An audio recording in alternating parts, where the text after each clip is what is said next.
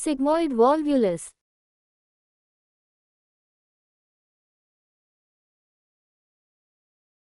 This is a straight X-ray of abdomen along with upper part of the pelvis taken in erect posture, showing a hugely distended large gut loop extending from the pelvis to the upper abdomen. Two loops are distinctly seen with outer borders and an intervening wall formed by inner walls of the sigmoid colon. All these distended gut walls are seen converging towards the pelvis. This appearance is suggestive of large bowel obstruction due to sigmoid volvulus.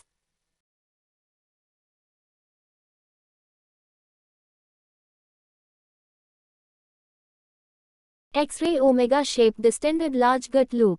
All three lines converging towards the pelvis suggesting sigmoid volvulus.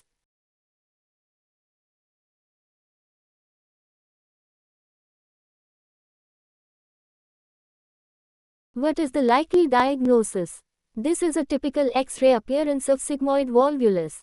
What is Dar-Froment sign? In sigmoid volvulus, three distinct lines may be seen in plain X-ray of abdomen showing the dilated sigmoid gut loop. The two outer lines indicating the outer margins of the dilated gut loop and the intervening line formed by the two inner walls of the gut. All these three lines converge towards the pelvis. This is called Dar-Froment sign. What are the predisposing factors for development of sigmoid volvulus? The following factors are important for development of volvulus of sigmoid colon. Bands long redundant sigmoid colon, long pelvic mesocolon. Narrow attachment of pelvic mesocolon, high residue diet and chronic constipation is also an important factor. What is volvulus? Volvulus is an abnormal rotation of a segment of bowel around its narrow mesentery, causing obstruction of its lumen and may subsequently lead to strangulation or gangrene. This is a form of closed loop obstruction. The rotation usually occurs in an anticlockwise direction. A rotation of 180 degrees is required for luminal obstruction and a rotation of 360 degrees are required for vascular compromise. What is compound volvulus? This is also known as iliosigmoid knotting. The ilium twists around the long sigmoid mesocolon and there may be gangrene in either ilium, sigmoid or both. Plain X-ray shows both distended ileal and sigmoid loops. What are the sites where volvulus may occur in the gastrointestinal tract? Sigmoid colon, scum, transverse colon, small intestine, stomach.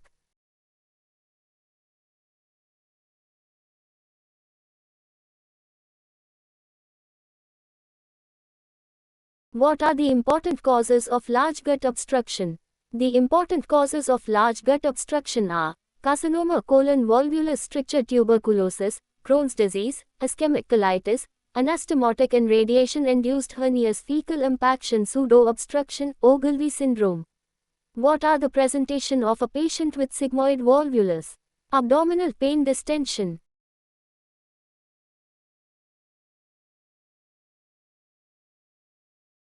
Obstipation, there may be similar history of pain and distension earlier.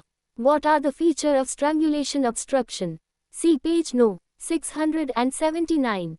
Why ileocecal valve function is important in large bowel obstruction.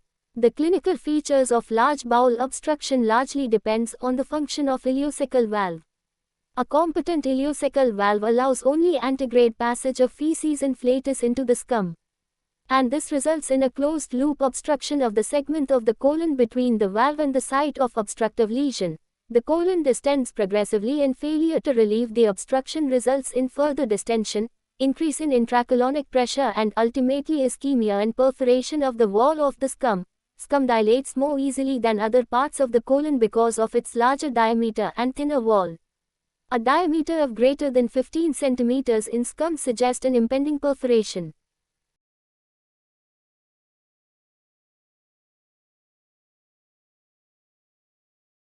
When the ileocecal valve is incompetent, there will be distension of both small and large intestine as there will be reflux of gas and fluid through the incompetent ileocecal valve.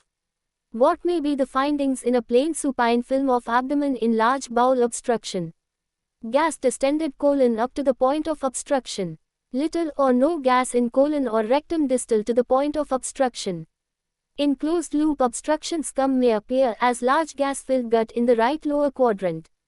Apart from plain X-ray of abdomen, what other investigations may help in sigmoid volvulus? If the clinical evaluation of the patient reveals that there are signs of strangulation, no further imaging investigations are required. If there are no signs of strangulation and the features are of subacute obstruction, the following investigations may be helpful.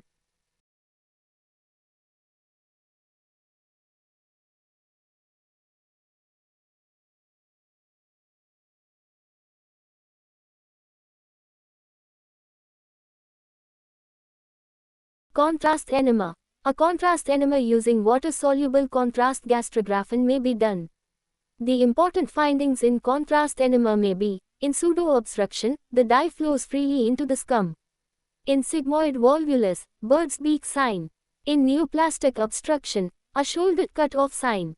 The contrast media is hyperosmolar and draws fluid into the lumen of the colon, softening the inspissated fecal matter and allowing it to pass through the obstruction, thereby relieving the obstruction.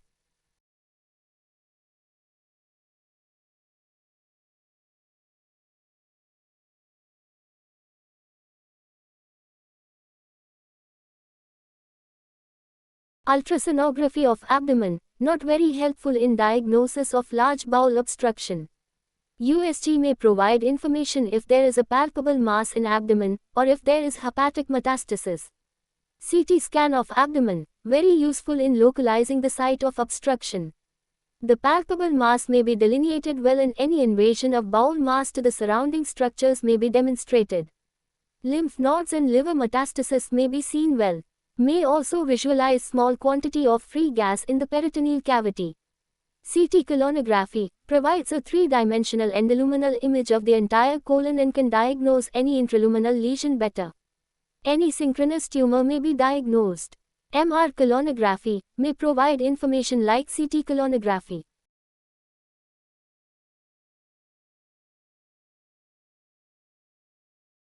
What is bird's beak deformity? The column of water-soluble or barium contrast stops at the obstruction and tapers to a point. This is called bird's beak deformity. How will you manage this patient of sigmoid volvulus?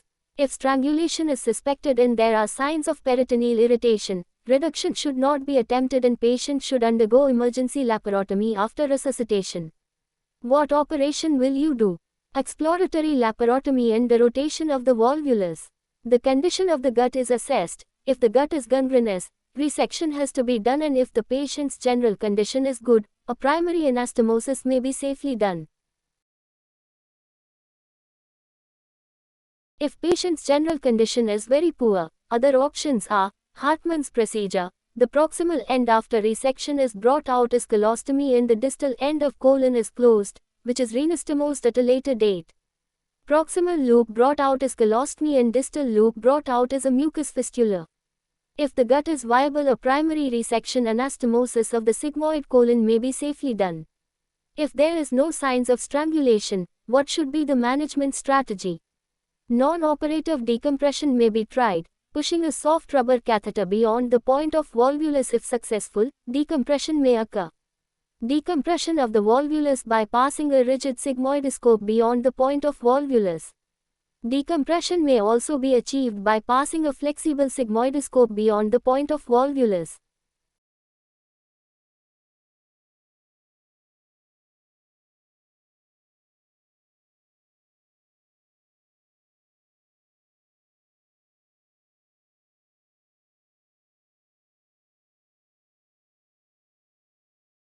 How will you manage sigmoid volvulus with symptoms and signs of strangulation?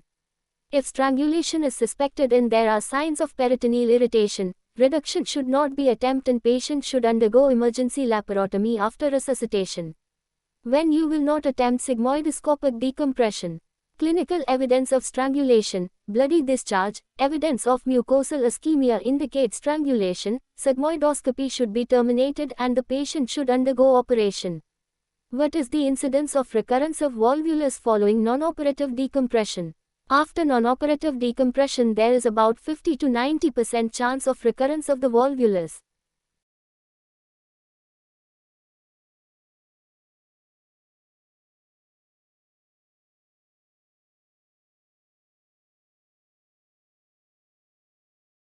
What should you do if non-operative decompression is successful? As the chance of recurrent volvulus is high, patients should be prepared for elective sigmoid resection. Resection and primary anastomosis is the preferred treatment.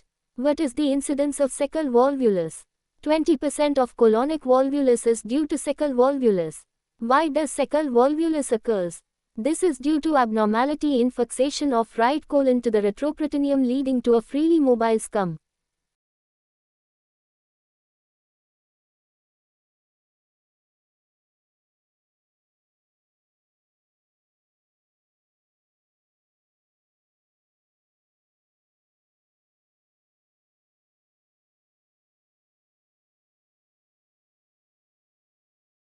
What are the features of cecal volvulus? Clinical features are like acute small gut obstruction, pain, abdomen, nausea, vomiting, obstipation or diarrhea are common. There may be similar attacks in the past. What do you find in plain X-ray? Kidney-shaped, air-filled structure in left upper quadrant of abdomen with convexity, or loop towards left upper quadrant. The ileal loops may also be distended. What is the finding in water-soluble contrast study? The barium does not pass on to the scum and the contrast tapers towards the site of obstruction, bird's beak deformity. How will you treat suspected cecal volvulus? Exploratory laparotomy and the rotation of the volvulus segment. If gut is gangrenous, resection with ileostomy and distal mucus fistula or primary ileocolic anastomosis. If gut is not gangrenous, limited right hemicolectomy is the preferred treatment to prevent chance of recurrence. What other procedure may be done? Scopexy, fixing the cecal wall to the parietal peritoneum in the right pericolic gutter tubes. Costomy through the abdominal wall, wound complication rate 15%. Simple the rotation only, however, there is 7 to 15% chance of recurrent volvulus. Some authors recommended simple the rotation is adequate treatment. Why volvulus of transverse colon is rare? The transverse colon does not undergo volvulus commonly as it has a broad-based short mesentery. What is Ogilvie syndrome, or colonic pseudo-obstruction? This is a condition when patient presents with clinical and radiological signs of large bowel obstruction but without any apparent mechanical cause. If left untreated, there is chance of ischemic necrosis and perforation of the colon. How will you differentiate from mechanical obstruction? A water-soluble contrast enema is helpful for diagnosis. In pseudo-obstruction, the dye passes freely into the scum. In addition, the contrast may be therapeutic in decompression of the dilated colon. How will you manage pseudo-obstruction? Conservative treatment. The initial treatment is conservative. This includes decompression of the colon by introducing a flatus tube or a flexible colonoscope. However, there is high incidence of recurrence. Pharmacological therapy, motility-enhancing drugs like erythromycin and neostigmine has been found to be useful. Surgical treatment. Surgical treatment is indicated when there are symptoms and signs of peritonitis due to perforation, or impending perforation, or there is failure of medical treatment.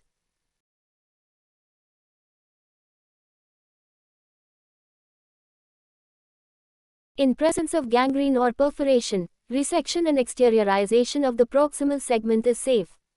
In absence of gangrene or perforation, tubes costomy is ideal for decompression.